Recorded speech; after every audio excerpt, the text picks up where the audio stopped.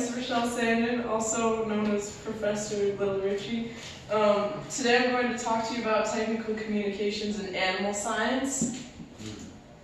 Alright, so there are various career opportunities that you can get by pursuing animal science as your major, and these include becoming a veterinarian, an animal trainer, which could vary from like discipline, you know, like if your dog doesn't obey or like come when you call and stuff like that. And also competition, like let's say you have horses and you let them compete in gymkhanas and things of that sort, then you could also train horses like that or other animals. That includes 4-H too. And you could also be like a caretaker and work at like a shelter or some sort of like animal hotel type of thing. And that would involve like cleaning pens or grooming them and just making sure that their like nails are at an appropriate length and their fur is not getting tattered and stuff. Or just a pet sitter, which is just like when people are out of town, you can just go and watch a dog and stuff, but also be aware of like its medical needs and appropriate vital signs and things like that. Alright, so why is communication important? So this ensures safety, efficiency, and clientele satisfaction within a business.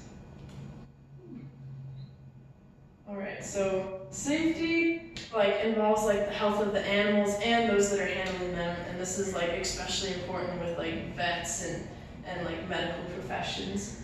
And so let's say a leadership figure doesn't communicate, that could lead to issues with a vet session or a vet situation in which let's say they're undergoing surgery and they didn't sterilize materials that needed to be sterilized, then that could obviously affect the animal negatively. And also this involves keeping the caretaker safe too, because there's zoonotic diseases such as rabies and other things that people can catch too, and that could lead to two negative things: a sick animal and a sick person if you don't take the proper precautions. Okay, and efficiency. So if you communicate verbally or visually, which could involve let's say a spreadsheet or a schedule, that could just ensure that everyone's utilizing as much time as possible, and that just helps a business flow properly, and it also helps everyone have their task in the back of their mind once they start the day, and they just come into work prepared. And clientele satisfaction. So obviously if you please your customers, that just helps your company succeed. And if let's say your client sees that you did everything within your power to help their animal, then obviously they're going to be satisfied.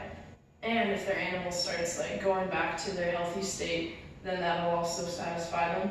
And this will lead to further success because they'll obviously recommend your business to their friends, whether intentionally or not. Just if you're talking about a positive experience, that'll plant a seed within someone else's mind and say, hey, maybe that'll help my son's scruffy, you know? And yeah. And then conclusion. Communication is needed to succeed, obviously, for the reasons I gave before, such as efficiency, which time management just utilizes all of your resources and everything, and happy customers, which will promote your business, and the well-being of animals and those who care for them.